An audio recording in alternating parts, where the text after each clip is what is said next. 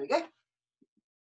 Hi, it's me, Kay Cook again, and today I'm delighted to have my very dear friend and colleague Joy Angelthorne here with us, and we're going to have a Happy Brain Live Thrive conversation. So Joy, as you know, we're in lockdown, and what better time than now to be able to spend some time finding out how people in the know are managing themselves. And I wonder if we might start today thinking about the physical environment. Joy, what are you doing in your physical environment that helps you and anybody that is with you thrive? Well, I'm at home with my grandson Lewis, and I've got my student lives here, Laurie, and Kate Benson's son's here as well. So you know, there's four of us, and we're pretty much getting things delivered to the house and not going out too much, so keeping ourselves in lockdown. Of course, we're very, very fortunate where I live, because we live in the New Forest. So we can go out, we can go walking, we can go cycling, and enjoy the sunshine, this incredibly odd weather at the moment that's suddenly turned up. Yeah, so basically on a physical level, we're doing that. We're doing home cooking. We've got a lot of food in. We've got people delivering organic veg and fruit and things like this. So we're making lots of healthy meals and keeping ourselves full.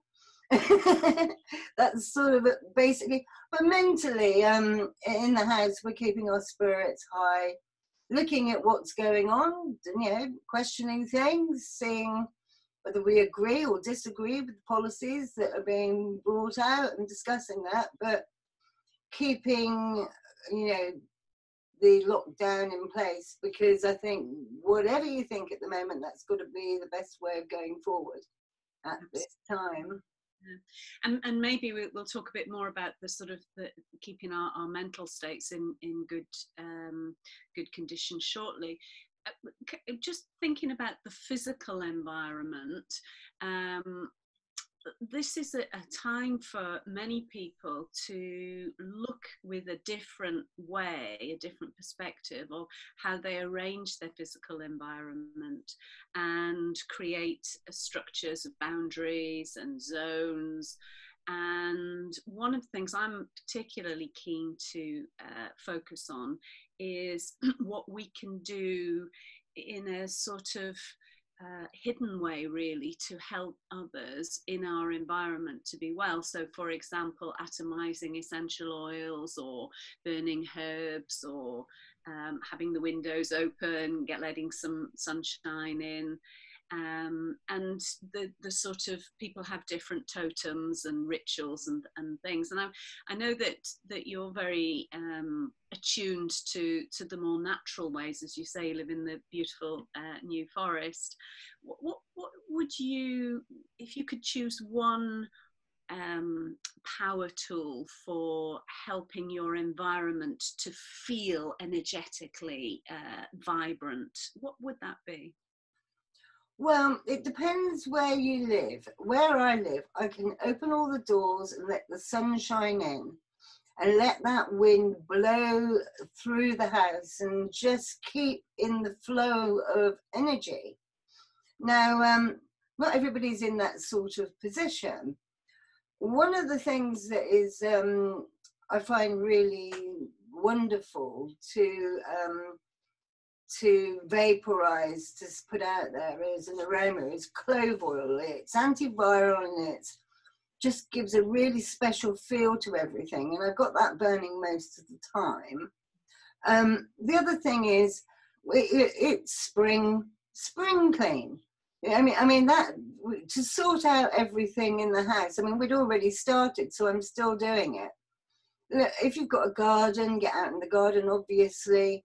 But keeping and putting order into the chaos, is really good for our minds. Again, I'm going back to the mind because you know I'm like the physical and the mental, the emotional. They all seem to be one of the same matrix from my perspective. So, you know, I'm taking a very holistic approach to the whole thing, and making sure that people can at least feel positive and have a laugh and look at something funny on the TV. And really, that I think that's an important thing as well. Now I say that, not watch too much of the doom and gloom. You know, you've only got to watch 10 minutes of news to get the vibe of what they're telling us next.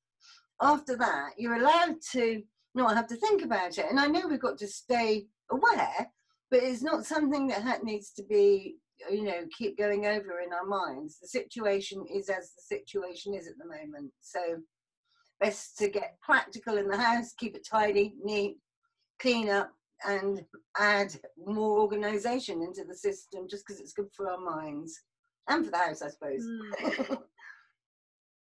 There's something in that about a perception of control, isn't there? We like to feel that we are in control of our environments, ourselves, our thoughts, our feelings, our behaviours.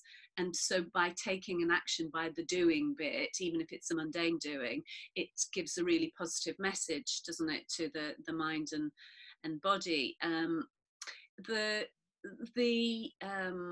You mentioned earlier the opening of the doors and the windows and letting that air blow through, and it, as you were saying that, it reminds me of so many of our Eastern philosophies that have existed for thousands of years, like Feng Shui, for example, you know, which would say, you know, let the energies pass through or stop them if you need to, but you know, it is having some choice around that. And I was thinking about that the other day when we did that big, did you do the big clap for the NHS? I was actually doing something else. I didn't know anything about it until about 2 hours later. But yeah, I mean, great for everybody to feel that collective energy, very special. It felt a very special, very emotional action. Well, of course. Positively.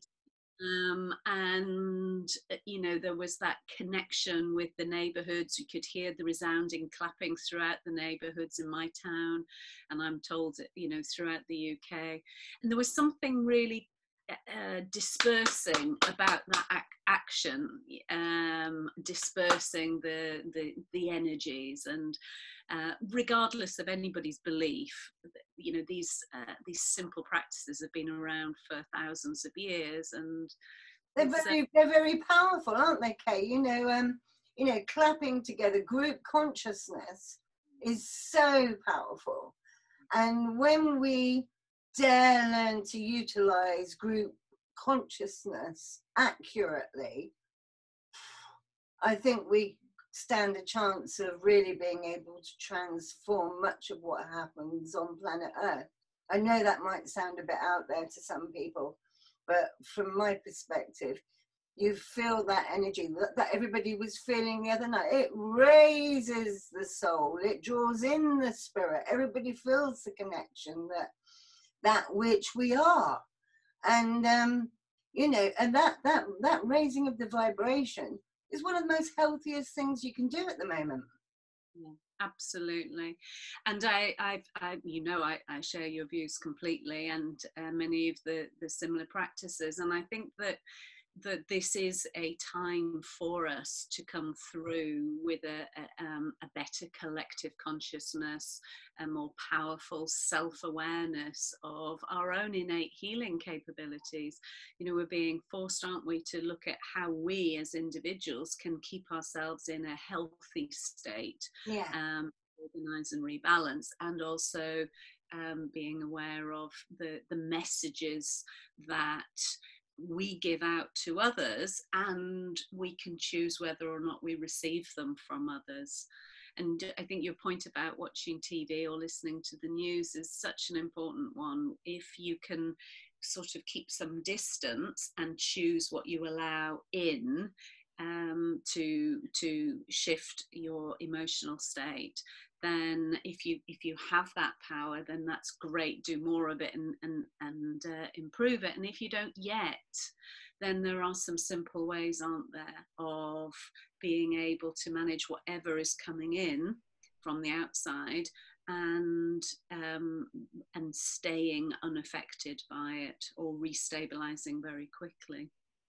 What yeah, do you? yeah, when you say that, you know, for us, you know, we're trained and we've got all sort of, you know, massive toolkit, you know, full of things that we can utilize. For those that don't know about that sort of thing, you know, I think the very first place to start is you're allowed to choose what you focus on. That's a freedom. That's a birthright. So, and we can't take in everything. So then we've got to do some sort of housekeeping on what we allow into our minds and what we don't allow into our minds. And that's definitely what we focus on, what we look at, what we focus on. So of course we need to know what's going on in the world. We need to know what they're telling us and all of that sort of thing. But equally, and I find it astonishing that they're not putting enough, anything out there properly about this, we need to also know that we can manage our own state, and we're allowed to.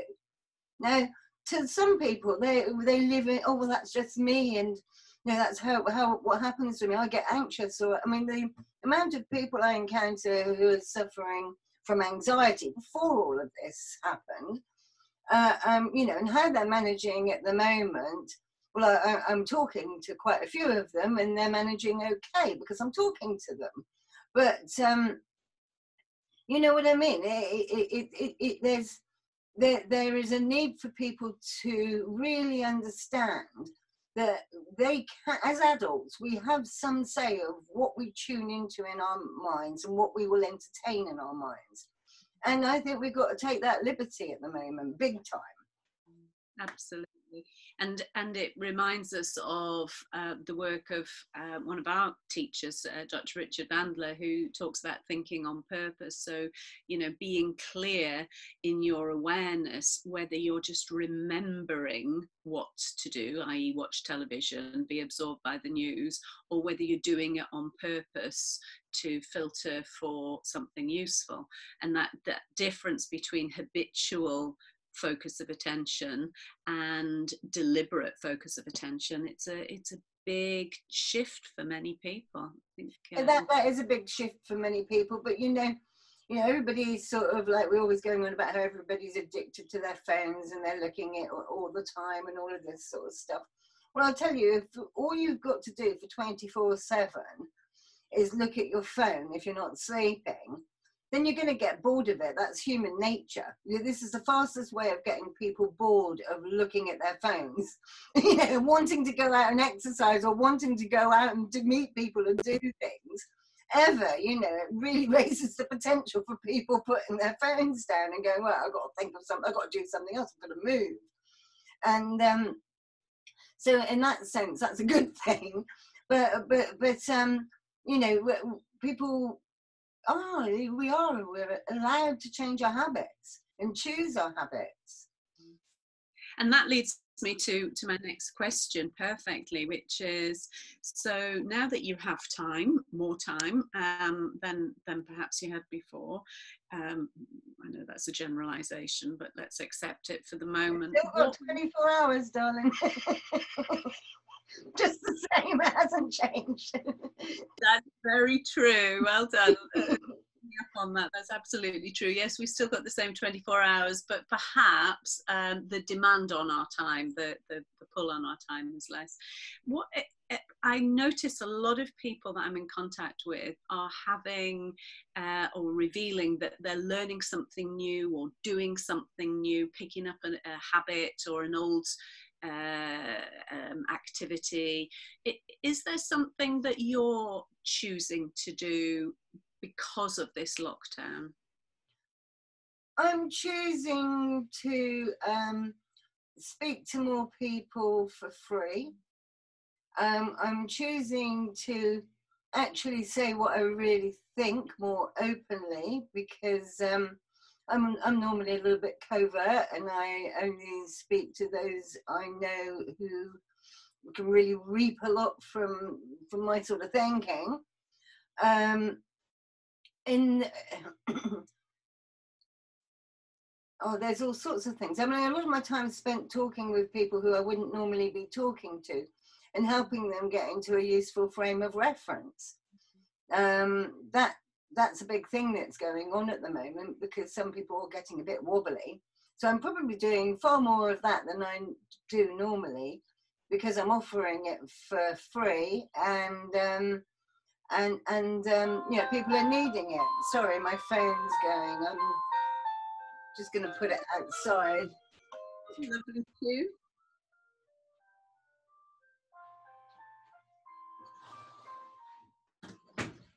That's how I dealt with that one.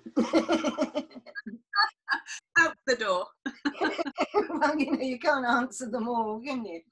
And I'm having a conversation with you, my dear Kay. So, right, where were we? You were saying that you are spending much more time offering your services for free. And that is something I'm hearing so much of, particularly in our community. I think we're all hearing the call to help, because we have a skill set that can be of enormous value right now in the world. And, sort of helping people to navigate the weeks ahead, the months ahead, maybe even longer, seems to be really important to us. Yeah, the other thing I'm doing, which I don't necessarily advise everybody to do, only if you've got the sort of gumption for it, is to really look at lots of different points of view on what is happening at the moment. My actual opinion on it at the moment is do what they say, but question everything. And look deeper if that is useful for you. But there's no need to look. There's plenty of people looking. And there's plenty of people seeing a different narrative to the one that we're actually being given on, through the media. I think it's okay for people to look at that if it satisfies something in their soul. But if it doesn't, let the people who are happy to do that, because they'll come out and say something loud enough for you to hear, when they've sifted through all the stuff that's there and compare. I've got friends who are like number junkies, so they're just going through all the figures and looking at everything and going, well, this doesn't make sense and that doesn't make sense. We've got a little think tank going on with some special people, just sort of looking at what's there. It's it's interesting, but I don't think that's for everybody, but it's worth knowing that it's going on. It's and I we love, don't our brains love a problem to solve, something that we can put our cognitive skills towards. Yeah. And great if it's doing that, as long as it's doing that and not concerning people and making people run off into, oh my god this and oh my god that oh my god is not a great state to be in, and it's not useful. And good to show the world that we're just going, okay, we're going to all kind of take our time about this and just let's see what is actually going on. But I get time again, I think it feels like we have more time, even though, as you rightly say, we don't, but it feels that we have the time to stop and check in with ourselves, check in with our nearest and dearest, and make new decisions. One of the things I hear quite a lot of in my clients and my social networks is people are doing things in the home that they perhaps didn't do as much of before, like meditation and qigong, tai chi, yogic practices, and so on. And because increasingly getting out and about is a little bit difficult for many people. Although you and I both live on doorstep woodland, so we're very, very lucky. If you could, in say 3 minutes, just simply give one simple instruction to somebody who's listening to this or watching this that needs to just stop, center, ground, could you lead us through a very short stop centre ground kind of activity? What would be your go-to? Okay, I can. But before I do, I just want to say something, because this is a something I saw the other day, and it made me go or add to my thinking on this subject. You know, Wim Hof. Well, I think it was Paul McKenna who was interviewing him. Did you see an interview with Paul McKenna? Well, I don't know if I dreamt that or I actually saw it, but in my mind, that's what it looks like, right? And and Wim was describing how he got to be able to stay for 2 hours under ice and what actually happened to him, and how he got to be able to run up Mount, Everest in his underpants with no shoes on and go above the death zone and survive easily, and go into a laboratory and be injected with bacteria and crap, and they're watching his blood just destroy the bacteria and things. And he was describing in my head to Paul McKenna how he learned how to do that. He's taught other people now as well, so it's something our bodies can learn to do. But one of the things he was saying, he was talking about this breathing technique, which is a very deep, breathing technique that you can find online if you're keen on it, and jumping into ice baths, to sort of. And I thought, he's shocked, and you might be able to even understand this better than I do, because I know you go quite into the intricacies of how the brain works.